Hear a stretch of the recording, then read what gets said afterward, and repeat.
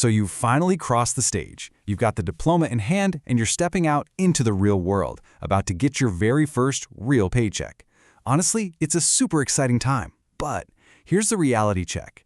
Your formal education, it taught you how to earn a living, sure, but it probably completely skipped over how to actually manage, protect, and grow that money once you have it. So in today's explainer, I'm going to walk you through the ultimate first paycheck playbook to help you sidestep the financial traps that school literally never warned you about. Just to hook you right out of the gate, think about this staggering number: $300 million. That's the absolute mountain of wealth amassed by heavyweight champion Mike Tyson during his boxing career. I mean, you hear a number like that and you think, okay, this guy could buy a private island and just sleep until noon for the rest of his life, right? We naturally assume that a massive income guarantees absolute financial invincibility. But then there's this number, negative $30 million.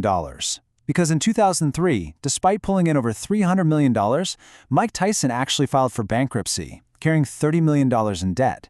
Let's just completely shatter this illusion right now. If a global heavyweight champion can blow through $300 million, your new $60,000 starting salary is definitely not going to automatically grant you financial safety either.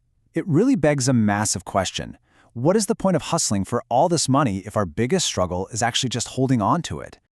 Okay, so let's dive right into this. Think of this as the syllabus for your first real-world personal finance lesson. We're going to cover 1. The great money mystery. 2. How money is simply value. 3. Production versus consumption. 4. The real rat race. 5. Taking control of consumption. And finally, number 6, scaling your production. All right, kicking things off with Section 1, the great money mystery, high incomes and hidden debts. We really need to talk about the huge disconnect between making money and keeping it. Right now, Americans are carrying the highest credit card debt in literal history. And if you're sitting there thinking, well, that's just a low-income problem, it's really not.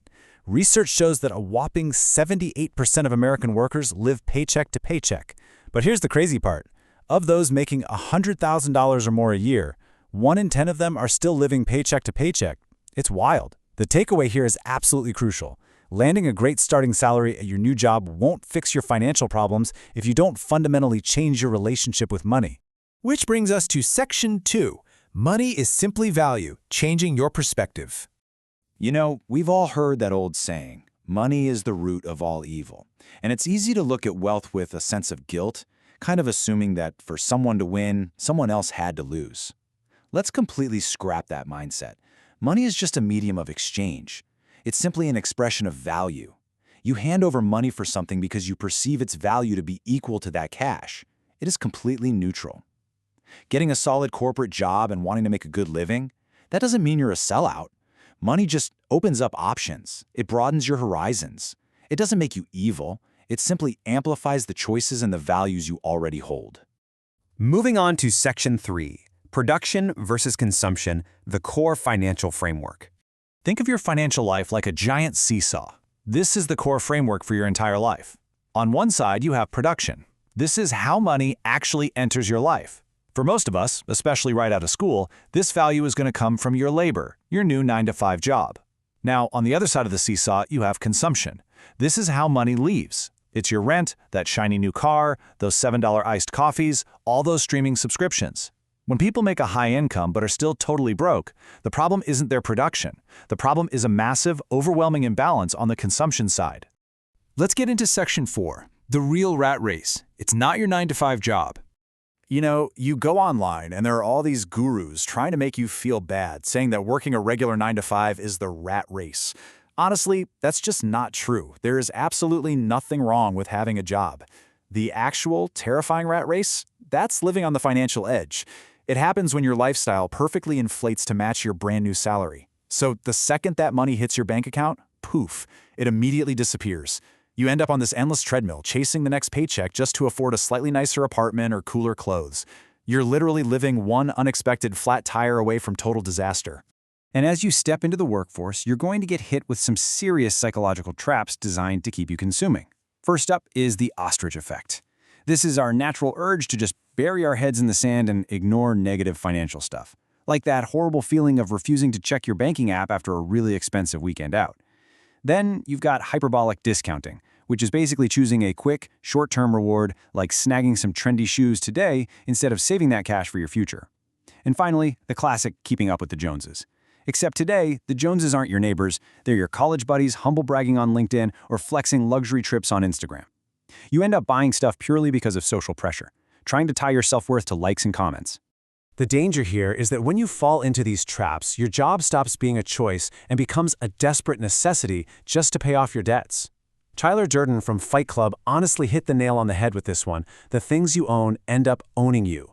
If you spend your life just chasing appearances, your actual, meaningful life goals, they're just going to get pushed off forever. Okay, so how do we fix this? Section 5, taking control of consumption, playing defense first. Look, before you even entertain the idea of angel investing or launching the next big tech startup, you have to play defense. Step 1 is simply drawing awareness. Sit down and literally journal out your monthly expenses, housing, food, going out, so you know exactly where every single dollar is going. Step 2, set up a strict budget so you can systematically live below your means. And step 3, this is absolutely crucial, build an emergency fund. Before you invest a single dime anywhere else, stash away 3 to 6 months worth of living expenses. That fund is your shield against chaos. It pulls you right back from that terrifying financial edge we talked about. And finally, Section 6, scaling your production, playing offense. Once your defense is locked in, we get to the fun part. Think about the difference between cutting your consumption and scaling your production. Extreme frugality, like cutting up credit cards and obsessively clipping coupons, is great for keeping you safe and building a foundation. But to actually build serious wealth, you have to scale your production.